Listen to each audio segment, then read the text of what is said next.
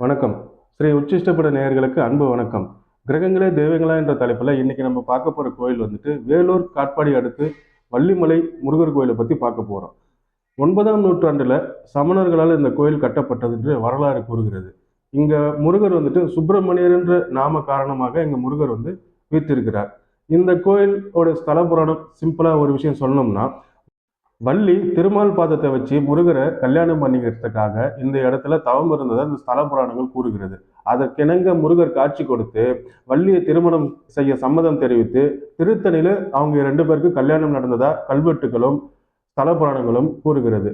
இந்த இடத்துக்கு எந்த கிரகம் பெயர் கொடுத்திருக்கிறது? சுப்பிரமணியர். சுப்பிரமணியர்னாலே செவ்வாய் சனி தான் சுப்பிரமணியர். வள்ளி சுக்கிரனா வந்துருவார்.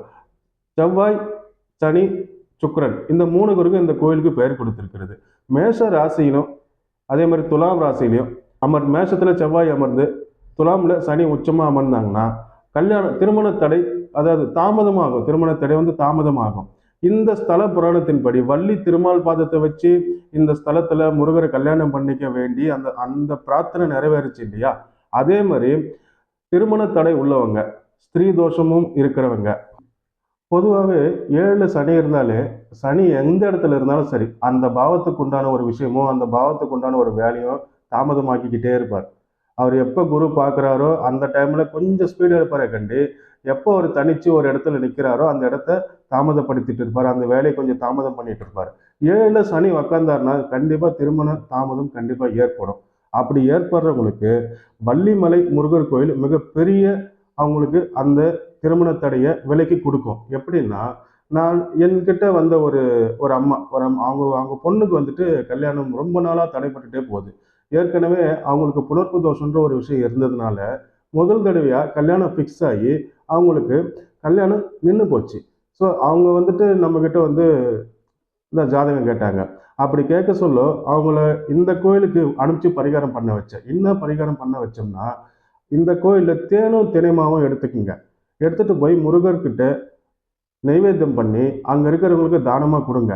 ஏதாச்சும் ஒரு பாறை மேல அந்த தேனும் தினைமாவும் பிள்ளையார் பிடிச்சு வச்சுட்டு வந்துருங்க.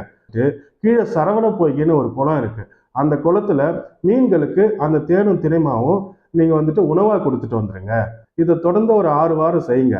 என்னைக்கு நீங்க அந்த கோயிலுக்கு போயிட்டு வர சொல்ல கருடனை பாக்குறீங்களோ அன்னைக்கு உங்க பரிகாரம் வெற்றி அடைஞ்சிடும் அப்படின்னு சொல்லிட்டு சொல்லி ஆரம்பிச்சேன். இவங்க கண்டினியூவா ஒரு ஒரு 3-4 வாரம் கண்டினியூ போய் செஞ்சிருக்கிறாங்க. செஞ்சிருக்க சொல்ல அவங்க அவங்க ஒரு வாட்டி ஃபோன் பண்ணுவாங்க.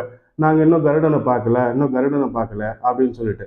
சரின்னு சொல்லிட்டு ஒரு 6வது வாரத்துக்கு அப்புறம் அவங்க வர சொல்ல கோயிலிருந்து படிக்கட்டு கீழே இறங்க சொல்லவே மேல 2 கருடன் வட்டமிட்டதை அவங்க பார்த்துட்டாங்க. அதே மாதிரி அங்கிருந்து வீட்டுக்கு வர்றதுக்குள்ள 3 தடவை கருடனை பார்த்துருக்காங்க. அப்படி பார்த்து ஒரு ஒரு ஒரு ஒரு மாசம் 2 மாசத்திலே அவங்க பொண்ணுக்கு நிச்சயதார்த்தம் ஃபிக்ஸ் ஆச்சு. மேஷ லக்னக்காரர்களுக்கு 5ஆம் அதிபதியா சூரியன் வருவார். சூரியன் வந்து பித்திருக்காரகனாகவும் புத்திரக்காரகனாகவும் மேஷ லக்னக்காரர்களுக்கு வருவாங்க. போன சனி பயிற்சியிலிருந்து சனி 7ஆம் பார்வையா சிம்மத்தை பார்த்துட்டு இருக்கார். அப்படி இருக்க சொல்ல இந்த குழந்தை கன்சீவ் ஆகிறதுலையும் இந்த குழந்தை அதாவது கர்ப்பம் நிற்கிறதுலையும் சில பிரச்சனைகள் சந்திப்பாங்க. அப்படியாப்பட்ட ஒரு ஜாதகம் நம்ம கிட்ட வந்தது. எப்போ வந்ததுன்னா இப்போ ஒரு 6 மாசத்துக்கு முன்னாடி அந்த அந்த மாதிரியான ஒரு ஜாதகம் வந்தது. அவங்களுக்கு இதே வள்ளிமலை கோயில்ல கீழே படிக்கட்டில் ஆரம்பிச்சு மேலே கருவறை போற வரைக்கும் சின்னதாக ஏதாச்சும் யாசகம் எடுத்துக்கிட்டே போங்க. யாசகம் எடுத்துக்கிட்டே போயிட்டு அந்த யாசகம் எடுத்த காசை உண்டியில் செலுத்திட்டு சுவாமிக்கு மஞ்சள் பட்டு வஸ்திரம் சாத்தி ஏதாவது ஒரு இனிப்பு வகை சுவாமிக்கு படைச்சிட்டு வாங்க. இதை கண்டினியூ செஞ்சுட்டு வாங்க. உங்களுக்கு புத்திர பாக்கியம் கண்டிப்பா அந்த வள்ளிமலை முருகர் உங்களுக்கு கொடுப்பாரு அப்படின்னு சொல்லிட்டு பரிகாரம் சொல்லி ஆரம்பிச்சோம்.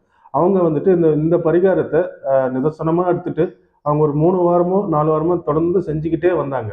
செஞ்சுக்கிட்டே வந்ததுல அவங்க கணவருக்கு வெளியூருக்கு டிரான்ஸ்ஃபர் ஆயிடுச்சு. அவங்க வெளியூர் போற மாதிரி ஒரு சூழல் ஏற்பட்டுடுச்சு. அவங்க கடைசியா என்ன கேட்டாங்க, நாங்க போறோம் திருப்பி வர முடியாது அப்படின்ற ஒரு சூழல் கேட்டாங்க. நீங்க கடைசியா ஒரு டைம் போயிட்டு இந்த பரிகாரத்தை செஞ்சுட்டு மனமுருகி வேண்டிட்டு வாங்க. உங்களுக்கு கண்டிப்பா இந்த பரிகாரம் மிகப்பெரிய அளவில் சக்சஸ் கொடுக்கும் அப்படின்னு சொல்லிட்டு அவங்க அதே மாதிரி ஊருக்கு போறதுக்கு முன்னாடி போய் வேண்டிட்டு வந்தாங்க. அவங்க டிரான்ஸ்ஃபர் ஆகி போன ஊர்ல முதல் மாசத்துல அவங்க கன்சீவ் ஆயிட்டாங்க. அந்த அளவுக்கு பிள்ளை வரத்தை வாரி வழங்கிய வள்ளிமலை முருகன், ரொம்ப சக்தி வாய்ந்த வள்ளிமலை முருகன். எல்லாராலையும் இதே பரிகாரத்தை செஞ்சு இந்த பிள்ளை வர வாங்க முடியுமானா வாங்க முடியாது. ஏன்னா அந்த இடத்துல எந்த பரிகாரம் செய்யணும், அது எப்படி செய்யணும், அந்த பரிகாரம் வந்து உங்கள் ஜாதகத்தில் வரணும். உங்கள் ஜாதகத்துக்கு அந்த கோயில் தான் பிள்ளை வர வேண்டும் பரிகாரம் வர்றதுன்றது உங்கள் ஜாதகத்தில் வந்தால் தான் அந்த பரிகாரம் செஞ்சால் சக்ஸஸ் ஆகும். எல்லார் ஜாதகத்திலையுமே வந்து எந்தெந்த கோயிலுக்கு போகணும், எந்தெந்த கோயிலுக்கு இந்த டைமில் போகக்கூடாதுன்ற ஒரு விதி இருக்கும். அவங்க ஜாதகத்தில் கிரக இணைவுப்படி தான் அந்தந்த கோயிலுக்கு போக முடியும். ஒவ்வொரு ஜாதகத்திலையும் சொல்கிற அந்த கிரக இணைவுகள் தான் அந்த கோயிலும் முடிவு பண்ணும், அந்த பரிகாரத்தையும் முடிவு பண்ணும்.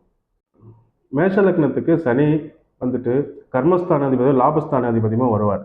மேஷம் எடுத்துட்டா செவ்வாய் கர்மஸ்தானாதிபதி லாபஸ்தானாதிபதி சனி வர்றதுனால சனி செவ்வாய் சேர்ந்தாலே சுப்பிரமணியன்ற பேர் கொடுத்துரும். சுப்பிரமணியர் கோயில் தான் இவங்களுக்கு பரிகாரத்தை பெரிய அளவில் சக்ஸஸ் பண்ணி கொடுக்கும். சனி செவ்வாய் சேர்க்க பெற்றவங்க கட்டிட தொழிலையும் இண்டஸ்ட்ரியல் துறையிலையும் இருப்பாங்க. அப்படி அவங்க மென்மேலும் தொழிலில் வளர்ச்சி அடையணும்னா வெள்ளிக்கிழமை அன்னைக்கு இந்த வள்ளிமலை சுப்பிரமணியர் கோயிலுக்கு வந்துட்டு வெண்பட்டு வஸ்திரம் சாத்தி சுவாமிக்கு அபிஷேகம் பண்ணிட்டு போனாங்கன்னா அவங்க தொழிலில் மென்மேலும் வளர்ச்சி அடைவாங்க. மிக மிக சக்தி வாய்ந்த கோயிலா இந்த வள்ளிமலை சுப்பிரமணியர் கோயில் நிறைய பேருக்கு நிறைய விஷயத்த நிறைய வரத்தை வாரி வழங்கி இருக்குது இந்த வள்ளிமலை சுப்பிரமணியர் கோயில். அடுத்த வீடியோவில் இன்னொரு கோயிலை பற்றி பார்ப்போம். நன்றி, வணக்கம்.